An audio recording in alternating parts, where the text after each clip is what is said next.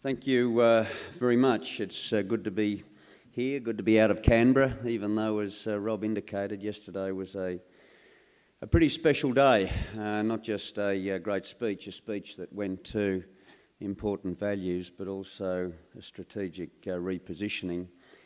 But it is good to be out of Canberra. That's where you find the conflict. Here you find the consensus and the leadership, and that's what we're here to talk about today. Elizabeth McGregor is the chair of the RDA Mid-North Coast and also a member of my Ministerial Advisory Committee on Regional Development. It's great to have you not just as the chair, and I know that that position is in the process of consideration, but to have you stay on the Advisory Committee. It's a great thing for us because she brings a wealth of knowledge and is a true representative, obviously, of this area. Rob Oakeshott, we've done a lot together over the last 12 months, and I think in many ways what you've just heard from him is his description of how you and he have joined the dots against the framework of what we've put in place.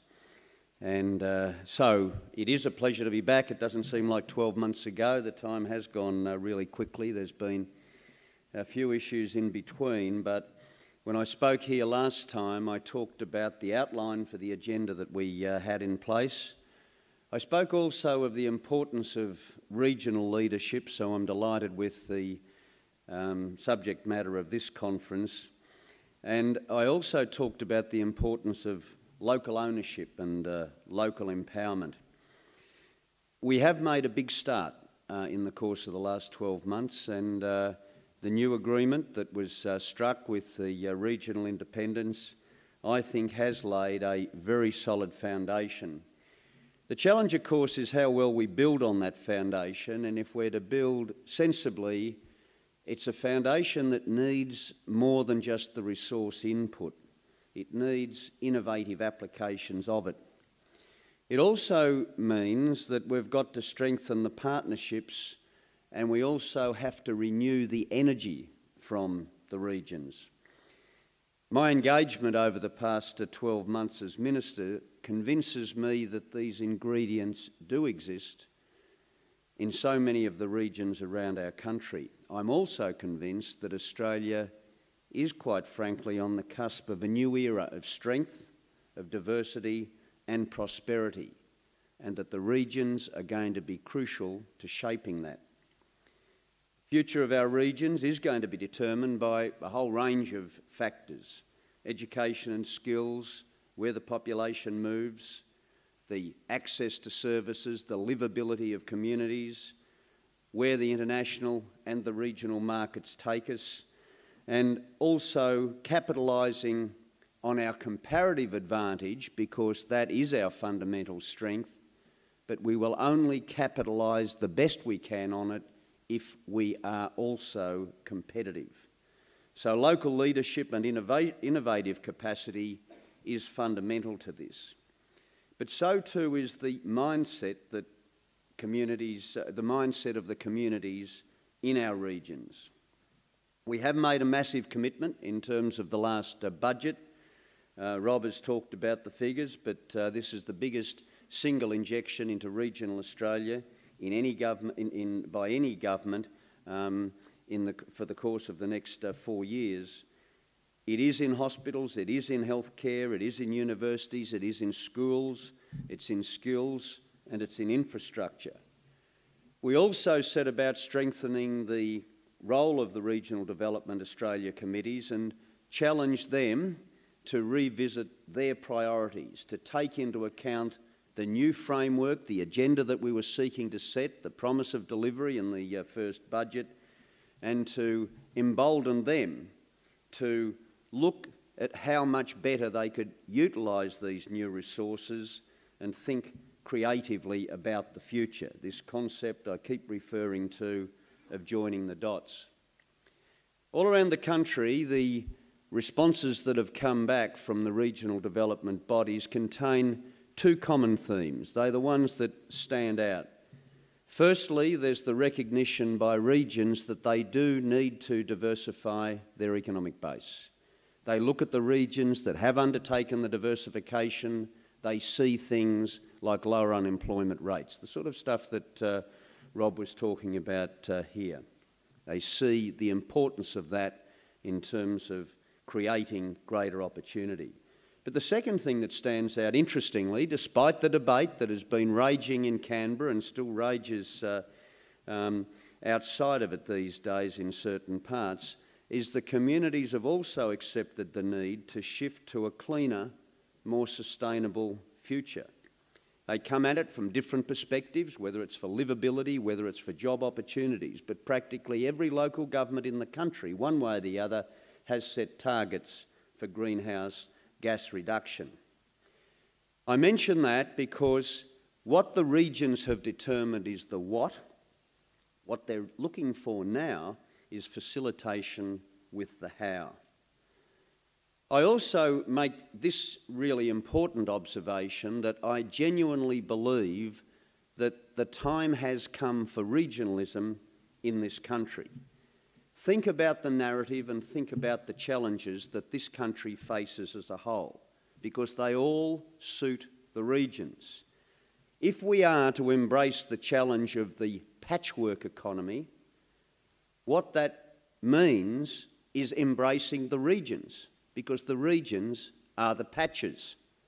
The localism agenda is really important because you know best how your patch works. What we're challenging you to do is to tell us how it can work better. That's the patchwork narrative.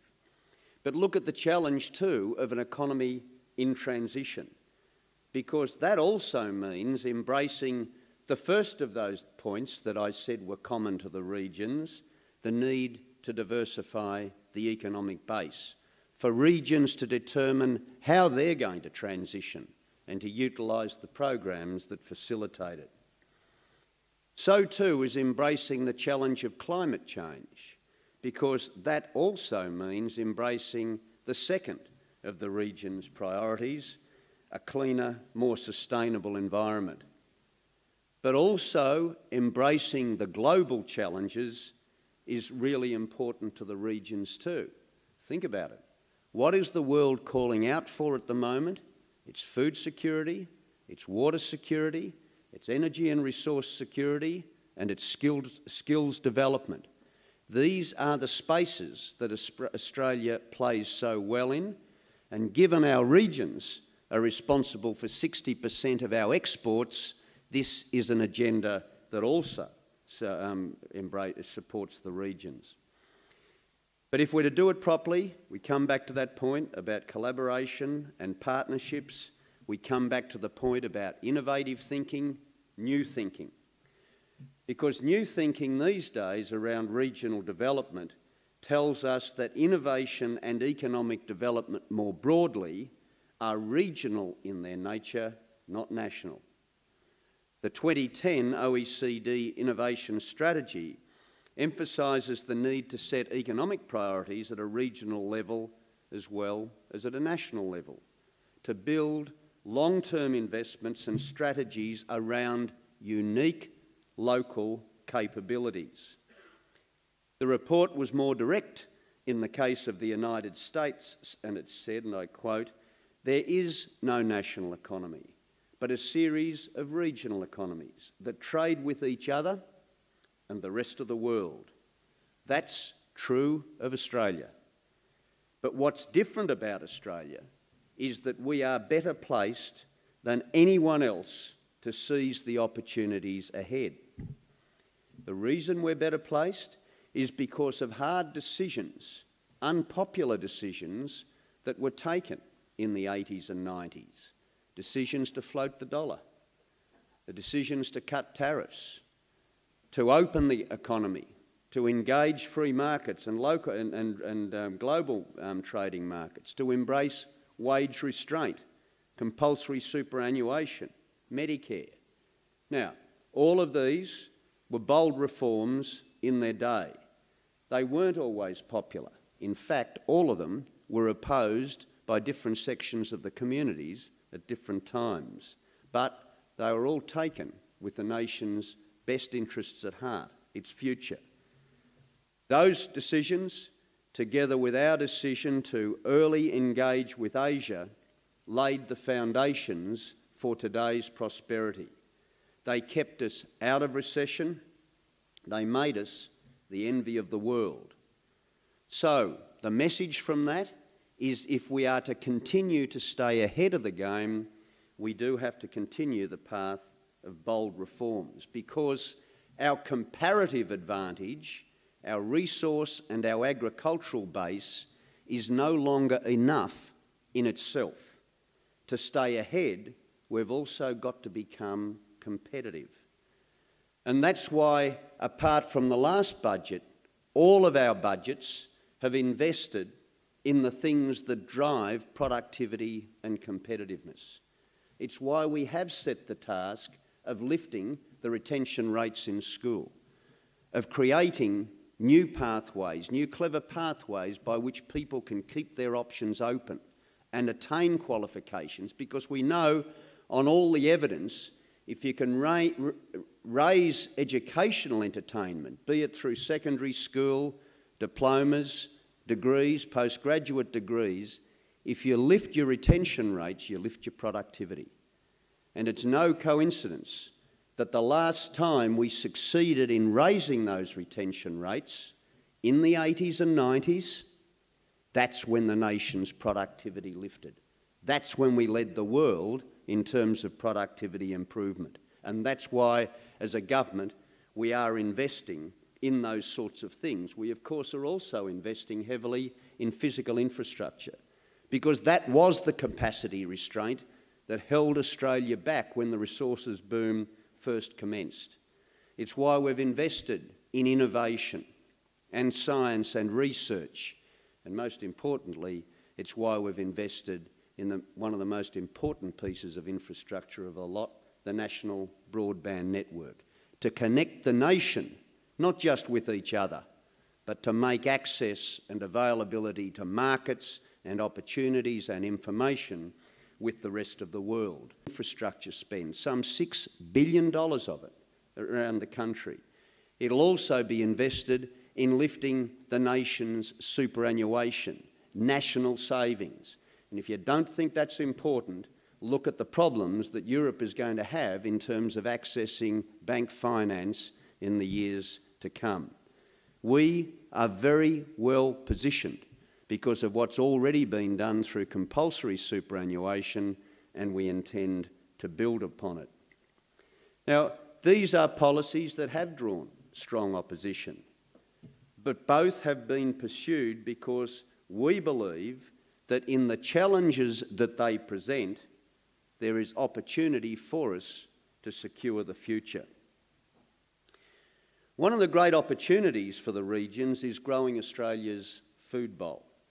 Our proximity to established links in the Asian economic region, the fastest growing region in the world, presents huge opportunities. Think about it. With the growing middle classes in Asia, the demand for safe, quality, nutritional food is increasing enormously. They are Australia's strengths again. There's also a huge potential to contribute to global food security, because our agricultural industries have the ability to position themselves to make the most of it. We need to be ready to meet emerging risks and opportunities, but that's why we're developing the National Food Plan, a plan to deal with this growing challenge, not just globally, well, not just in the context of the globe as a whole, but specifically within the region. And it's another opportunity, given our strength